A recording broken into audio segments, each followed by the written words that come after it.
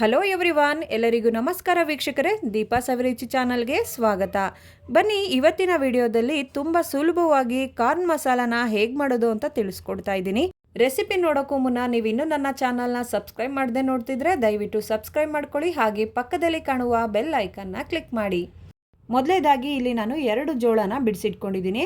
ಈಗ ಒಂದು ಪಾತ್ರೆಯಲ್ಲಿ ನೀರು ಇಟ್ಕೊಂಡಿದ್ದೀನಿ. ಆ ನೀರಿಗೆ ಜೋಳನ ಸೇರಿಸ್ಕೊತಾ ಇದ್ದೀನಿ. ಜೋಳ ಮುಳುಗೋ ಅಷ್ಟು ನೀರು ಹಾಕೋಬೇಕಾಗುತ್ತೆ. ನಂತರ ಇದಕ್ಕೆ ಸ್ವಲ್ಪ ಉಪ್ಪನ್ನ ಸೇರಿಸ್ಕೋಬೇಕು. ಈ ಸ್ವೀಟ್ ಕಾರ್ನು ಬೇಯೋದಕ್ಕೆ ತುಂಬ ಹೊತ್ತು ಟೈಮ್ ತಗೊಳ್ಳಲ್ಲ. ಕೇವಲ 7ರಿಂದ 8 ನಿಮಿಷ ಬೇಯಿಸಿದ್ರೆ ಸಾಕು. ಇದನ್ನು ನಾರ್ಮಲ್ ಜೋಳ ಬರುತ್ತಲ್ಲ, ಆ ಥರ ಕುಕ್ಕರ್ನಲ್ಲಿ ಬೇಯಿಸೋ ಅವಶ್ಯಕತೆ ಇಲ್ಲ. ಜೋಳನ ಬೆಂದಿದೆಯಾ ಇಲ್ವಾ ಅಂತ ತಿಳ್ಕೊಳ್ಳೋದು ಹೇಗೆ ಅಂದರೆ, ನೋಡಿ, ಈಗ ಕಲರು ಚೇಂಜ್ ಆಗಿದೆ. ಸ್ವಲ್ಪ ಲೈಟ್ ಕಲರ್ ಇರೋದು ಡಾರ್ಕ್ ಕಲರ್ ಆಗಿರುತ್ತೆ. ಹಾಗೆ ಜೋಳ ಸ್ವಲ್ಪ ಉಬ್ಬಿ ಬಂದಿರುತ್ತೆ. ಈಗ ಜೋಳ ಬೆಂದಿದೆ. ಈಗ ಸ್ಟವ್ ಆಫ್ ಮಾಡ್ಕೊಳ್ಳೋಣ. ನಂತರ ಒಂದು ಪ್ಯಾನ್ ಇಟ್ಕೊಂಡಿದ್ದೀನಿ. ಬೇಯಿಸಿರೋಂತಹ ಜೋಳನ ನೀರಿನಿಂದ ಸಪ್ರೇಟ್ ಮಾಡಿ ಡೈರೆಕ್ಟಾಗಿ ಪ್ಯಾನ್ಗೆ ಹಾಕ್ಕೊಳ್ತಾ ಇದ್ದೀನಿ. ಈಗ 1 ಟೇಬಲ್ ಸ್ಪೂನ್ ಅಷ್ಟು ಬೆಣ್ಣೆ ಹಾಕ್ಕೊಂಡು ಇದನ್ನು ಫ್ರೈ ಮಾಡ್ಕೋಬೇಕು.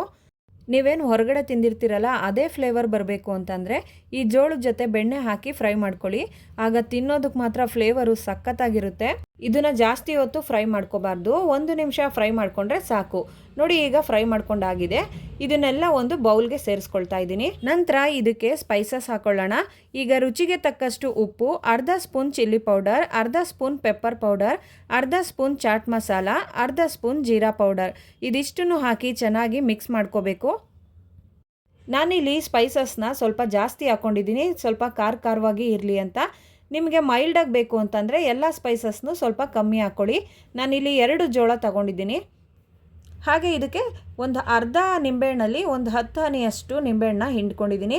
ನಿಮಗೆ ಬೇಕಾದರೆ ನಿಂಬೆಹಣ್ಣು ಹಾಕ್ಕೊಳ್ಳಿ, ಇಲ್ಲ ಅಂದರೆ ಬೇಡ. ಯಾಕಂದರೆ ಚಾಟ್ ಮಸಾಲದಲ್ಲಿ ಹುಳಿ ಅಂಶ ಇರುತ್ತೆ.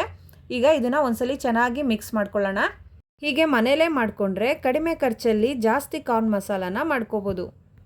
ಈಗ ನಮ್ಮ ರುಚಿಯಾದ ಕಾರ್ನ್ ಮಸಾಲ ಚಾಟ್ ರೆಡಿಯಾಗಿದೆ.